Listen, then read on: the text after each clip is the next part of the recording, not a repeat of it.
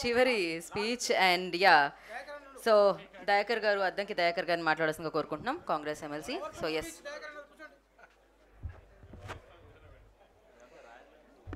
అందరికీ నమస్కారం.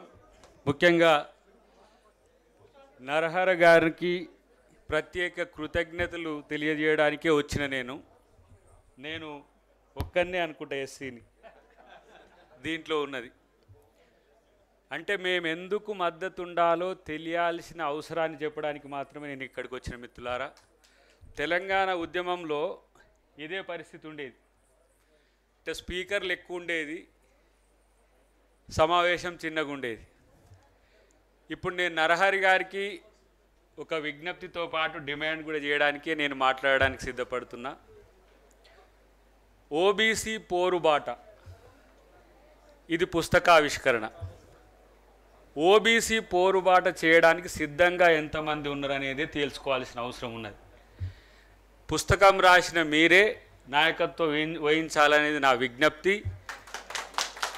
మీరందరూ తనకు సహకరించాలనేది నా డిమాండ్. ఎందుకంటే ఓబీసీలకు, ఎస్సీలు, ఎస్టీలు, మైనారిటీలతో పాటు అగ్రవర్ణాల్లో ప్రజాస్వామిక శక్తులు కూడా మద్దతుగా ఉండడానికి అవకాశం ఉంది. ఇప్పుడు ఏ శకం బీసీలదంటే బీసీలు మేమంతా ఏకమయ్యే శకం ఇప్పుడు.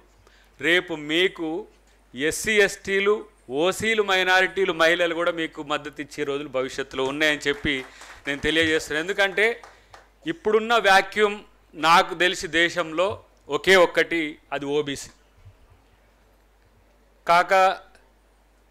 కాల్కేకర్ కమిటీ కావచ్చు, మండల్ కమిటీ కావచ్చు, ఈ మధ్యనే సూరజ్ యాదవ్ గారిని కూడా నేను కలిసిన, ఢిల్లీలో శరద్ యాదవ్ గారి కూతురుని కూడా మా సునీల్ సర్దార్ గారితో నేను కలిసిన.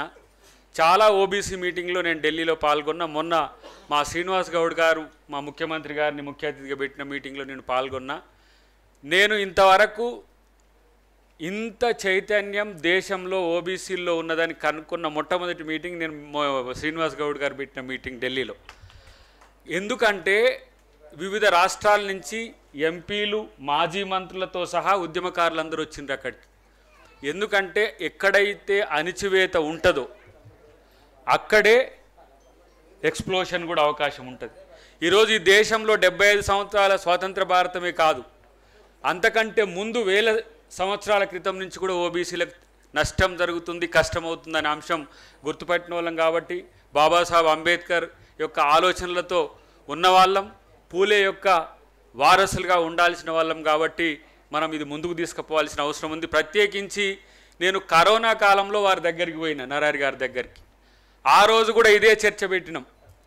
ఓబీసీలకు అప్పటికింకా భారత్ జోడో యాత్ర దేశంలో మొదలు కాలే. ఇంకా భారత్ జోడో యాత్ర కంటే ముందు ఓబీసీలకు చట్టసభల్లో రిజర్వేషన్లు లక్ష్యంగా ఒక ఉద్యమం ఈ దేశంలో జరగాలి. దానికి పెద్ద ఎత్తున దేశవ్యాప్తంగా ఉద్యమకారులను సమీకరించాలనే చర్చ వారితో నేను కలిసినప్పుడు చర్చ పెట్టిన. ఎందుకు అనంటే ఈ దేశంలో 1 మహిళా రిజర్వేషన్లు, 2 ఓబీసీ రిజర్వేషన్లు, 3 న్యాయస్థానాల్లో రిజర్వేషన్లు అనేవి ఒక పెండింగ్ ఇష్యూస్గా ఉన్నాయి. సరే, మోడీ గారి వల్ల మహిళా బిల్లు అయింది, అది రేపు జనగణన తర్వాత అది సాఫల్యమయ్యే అవకాశం ఉంది. రేపు జనగణనలో కులగణన కూడా మోడీ గారు పెట్టింది. కాబట్టి ఓబీసీది కూడా సాధ్యం కావాలని కోరుకుందాం. అది అయితేనే చట్టసభల్లో బీసీలకు రిజర్వేషన్లు వచ్చిన రోజు మాత్రమే నిజమైన న్యాయం జరిగినట్టు, తప్పితే మిగతా ఏది కూడా బీసీలకు న్యాయం చేయదనేది నా వ్యక్తిగత అభిప్రాయం. ఎందుకంటే చట్టసభలో రిప్రజెంటేషన్ మాత్రమే మీ యొక్క వాయిస్ను ఎక్కడైనా వినిపించగలదు. కాబట్టి ఆ చర్చ రేపు మోడీ గారి ప్రభుత్వంలో మరి బిల్ అవుతుందా లేదా అనేది ఒక చర్చ అయితే, నా దృష్టిలో ఓబీసీల చైతన్యం ఈ దేశం యొక్క సర్వతోముఖాభివృద్ధికి అవసరం. బీసీల చైతన్యం, ఎందుకంటే 50% ఆఫ్ ద పాపులేషన్ బాధితులుగా ఉంటే దేశం బాగుపడ్డట్టయితే కాదు. కాబట్టి అలా ఎస్సీ ఎస్టీలకు సంబంధించి రిజర్వేషన్లు ఉన్నాయి. ఏ స్థాయిలు ఉన్నాయంటే మనం ఈ రాష్ట్రంలో 4 ఎస్సీ మంత్రులు తీసుకునే పరిస్థితికి వచ్చింది. ఈ రాష్ట్రంలో 4, ఇంత చిన్న రాష్ట్రంలో 14 18 మంత్రులు ఉంటే 4 ఎస్సీలకు వచ్చే పరిస్థితి వచ్చింది. మరి రేపు మీరు 10 ఎందుకు టార్గెట్గా చేసుకొని మీరు ఉద్యమం చేయొద్దో, టాప్ ఎందుకు టార్గెట్గా చేసుకొని మీరు ఉద్యమం చేయొద్దో ఆలోచించాల్సిన అవసరం ఉంది. నా మటుకు నేనైతే చెప్తున్నా, నా జీతంలో 25% నేను పార్టీకి పేద ప్రజలకు ఎట్లా ఇస్తున్నానో మీరు బీసీ మూవ్మెంట్ చేస్తే 25% సమయం మీకు ఇస్తానికి నేను సిద్ధంగా ఉన్నామని చెప్పి తెలియజేస్తున్నా. ఎందుకంటే నేనేమో ఫక్త్ పొలిటికల్ లీడర్ ఏం కాదు కదా, నేను కన్వర్టెడ్ పొలిటికల్ లీడరే. సో కొండలక్ష్మణ్ బాపూజీ వారసురాలు ముందు కనబడుతున్నది.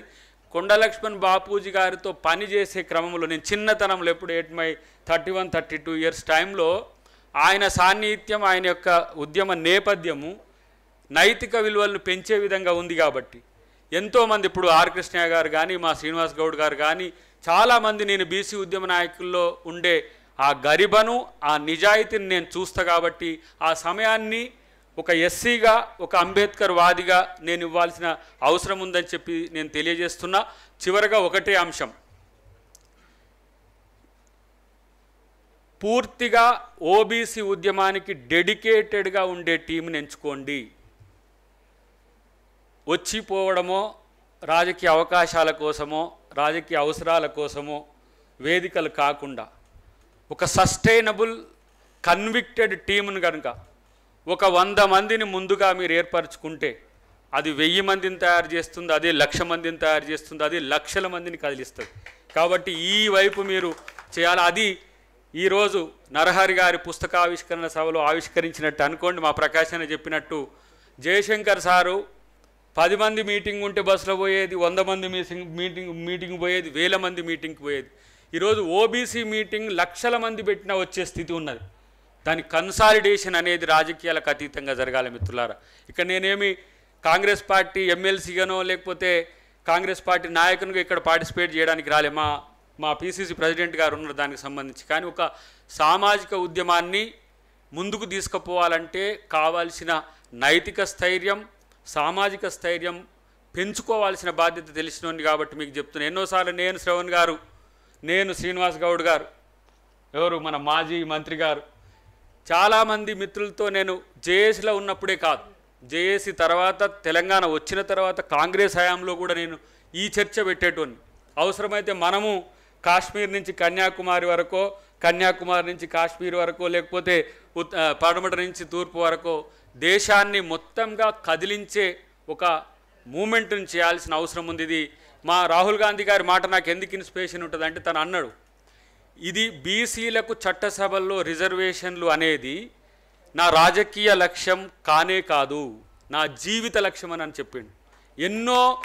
ఎన్నో సందర్భాలను చదివిన తర్వాత, ఎంతోమంది బీసీ మేధావులతో తను మీటింగ్ అయిన తర్వాత ఈరోజు మేము కాంగ్రెస్ పార్టీకి లాయల్గా ఉండటం అని అంటే కారణం ఏంటంటే, ఓబీసీ ఎస్సీ ఎస్టీల కోసం వాళ్ళు ఆలోచించే తీరులో ఒక నిజాయితీ నిబద్ధత కనపడమే. కాబట్టి నేనేమంటున్నంటే, అందరినీ అన్ని సందర్భాల్లో మెప్పించలేం, ఒప్పించలేం. ఎవరి అవసరాల కొరకు వాళ్ళు వస్తుంటారు, పోతుంటారు. కానీ బీసీలు ఈ దేశం యొక్క అస్తిత్వం, వాళ్ళు మాత్రమే, వాళ్ళ అభివృద్ధి మాత్రమే మిగతా వర్గాల యొక్క. ఇప్పుడు మీరు బలంగా ఉంటే గొంతు లేని వాళ్ళందరికీ కూడా గొంతుగా ఉండే పరిస్థితి ఉండే. నేను ఉత్తరప్రదేశ్లో చూస్తా, అదే బీహార్లో చూస్తా, ఆ అఫెన్సివ్ పాలిటిక్స్, వాళ్ళ ఆ వర్గాలకు కావాల్సింది ఏదైనా ఉంటే వాళ్ళు సాధించుకునే తీరులో ఒక మార్పు ఉన్నది. కాబట్టి రేపు తెలంగాణలో కాదు, ఆంధ్రప్రదేశ్లో కాదు, యావత్ భారతదేశంలో బీసీల యొక్క అస్తిత్వాన్ని పెంచే దిశగా ఒక ఉద్యమ కార్యాచరణ ముందుకు పోవాలని చెప్పి తెలియజేస్తూ, జై భీమ్, జై పూలే, జై Bharat. Thank you. Thank you so much Dayakar గారు. అండ్ నా ఫైనల్గా ఓట్ ఆఫ్ థ్యాంక్స్ ఇవ్వడానికి co writer of this book, so Prithviraj Singh గారిని